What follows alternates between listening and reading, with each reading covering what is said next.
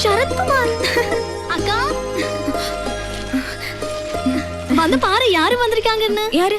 நம்ம சரத்குமார் இல்லையா? சரத்குமார்? அங்க நம்ம கோவில்ல பார்க்கலையா?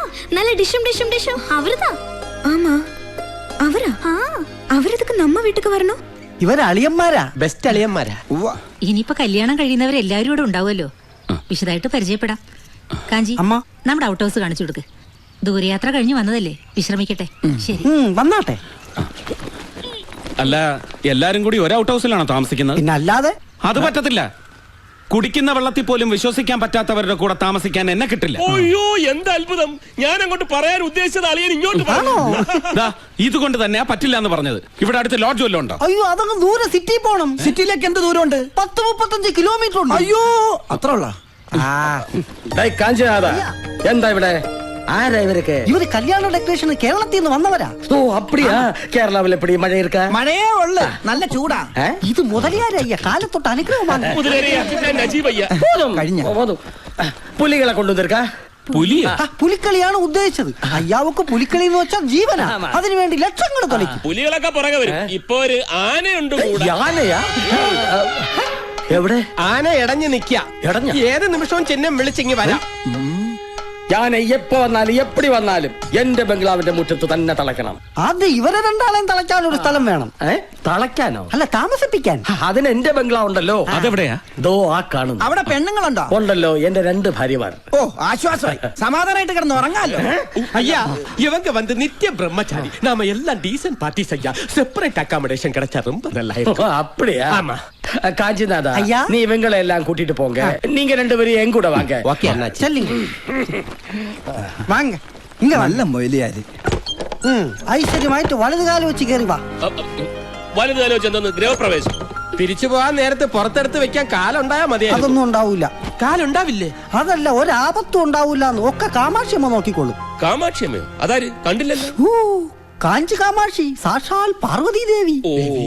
കാഞ്ചി കാമാക്ഷി ക്ഷേത്രത്തിലേക്ക് ഇവിടുന്ന് എത്ര ദൂരം ഉണ്ടാവും? ഇവിടുന്ന് 10-35 കിലോമീറ്ററോളം വരും. അതിനടുത്ത് തന്നെയാണ് ഏകാംബരനാഥ ക്ഷേത്രം. ഇതാണ് ബെഡ്റൂം. എന്നാ ക്ഷേത്രത്തിലെ ഉത്സവം? പങ്കുനി ഉത്തര ഉത്സവത്തിന് കൊടിയേറാൻ ഇനി 2-3 ദിവസമേ ഉള്ളൂ.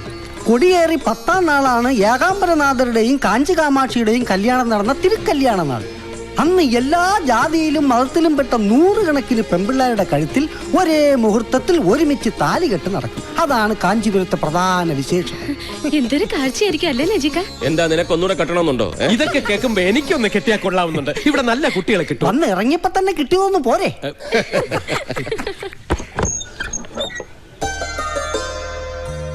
അയ്യോ, ഈ കുട്ടിയെ ക്ഷേത്രത്തിൽ വെച്ച് കണ്ടതാണല്ലോ. അതല്ലേ കല്യാണ പെണ്ണ് മീനാക്ഷി. അതെയോ? ഇതാണ് എന്റെ അച്ഛൻ ശങ്കർലിംഗം മുതലിയാർ. അപ്പാ വണക്കം. ഇതാണ് എന്റെ അമ്മ ഭാഗീരഥി ഭായി തമ്പുരാട്ടി. അമ്മ തമ്പുരാട്ടിയായിരുന്നു? രാജരക്തമായിരുന്നു. പൊക്കി പറയുന്നു വിചാരിക്കരുത്. ഈ തള്ളേടൻ തന്തേടൻ തറവാടിത്തം കണ്ടു കഴിഞ്ഞാല് മുതലിയാർ ഇവരുടെ മകനാണെന്ന് ആരും പറയേ. വാങ്ങോ, അടുത്ത ലിംഗത്തെ കാണാം. ഇതാണ് ഞങ്ങളുടെ വല്യമ്മാവൻ രാമചന്ദ്രലിംഗം മുതലിയാർ. അയ്യോ, ഇത് MGR അല്ലേ? നല്ല സാമ്യമുണ്ടല്ലേ? MGRും ഞങ്ങളുടെ ഒരു ലിംഗത്തിൽപ്പെടും. ഇതേത് ലിംഗത്തിൽപ്പെടും? ഇത് എന്നോട് മകൻ ശരവണലിംഗം, മീനാക്ഷിയെ കെട്ടാൻ പോകുന്ന മാപ്പിളെ. എന്ത് ചെയ്യുന്നു? എന്തും ചെയ്യും. അവൻ അങ്ങനൊന്നുമില്ല, എന്ത് ചെയ്യാനും തയ്യാറാണ്. എന്നുവെച്ചാ പണിയൊന്നുമില്ല. നമുക്ക് പണിയാവും. ഇത് എന്നോട് പെരിയ വീട് വിശാലാക്ഷി. വിശാലായിട്ട് വരുന്നത് കണ്ടപ്പോഴേ തോന്നി.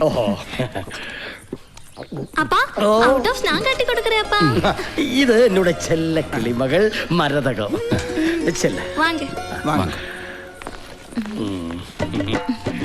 എന്നാ ബോഡി രാജ നട ആമ്പിളെന്നെ ഇപ്പടി ഇരിക്കണം. നീ എങ്ങനെ അധികം ഇറുക്കണ്ട. ഉള്ള ബോഡി ഔട്ട് ഹൗസ് പക്കം എത്തി പാത്തേം തെരഞ്ഞ തൊലച്ചിടവൻ ജാഗ്രത. കാഞ്ചി കാമാക്ഷി, വെളുക്കാൻ തേച്ചത് പാണ്ടാകക്കൂടാത്. ഇവിടെ രാത്രിയിലെ ഭക്ഷണം എങ്ങനെയാണ്? ഇവിടുന്ന് തരോ അതോ പുറത്തു പോയി കഴിക്കണം? പാപ്പാത്തി തരും. അയ്യോ, ചപ്പാത്തി ഒന്നും വേണ്ട. ഞങ്ങൾക്ക് വല്ല ഫ്രൈഡ് റൈസോ നൂഡിൽസോ എന്തെങ്കിലും മതി. പാപ്പാത്തി എന്ന് പറഞ്ഞത് ഇവിടത്തെ വേലക്കാരുടെ പേരാ. അപ്പൊ അവളുടെ അമ്മയുടെ പേര് പൊറോട്ട എന്നായിരിക്കും. ഇത് വല്ല സീരിയലിലെ യക്ഷികൾക്ക് വാടക കൊടുക്കാൻ പറ്റും. ഉള്ള വന്ന് പാരുங்க. വാതില് ചെറുതാ. നീങ്ക കല്യാണ മണ്ഡപം കാണാൻ പോണെന്ന് പറഞ്ഞില്ലേ? തിരിച്ചു വരുമ്പോഴേക്കും ശുദ്ധം ചെയ്തു തരാം. കൂപ്പിട്ടിയ അമ്മ? ഇതാ പാപ്പാത്തി.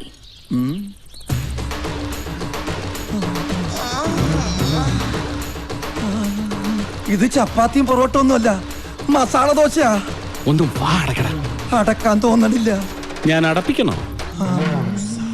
എല്ലാം കൂട്ടി പറക്കി ശുദ്ധ പണി അരമന മാതിരി ആക്കിടണം. എന്നാ சரி. എന്നാ പോ തുടപ്പെല്ലാം എടുത്തിട്ട് വാ. உங்களுக்கு തിരുമണമാച്ചാ?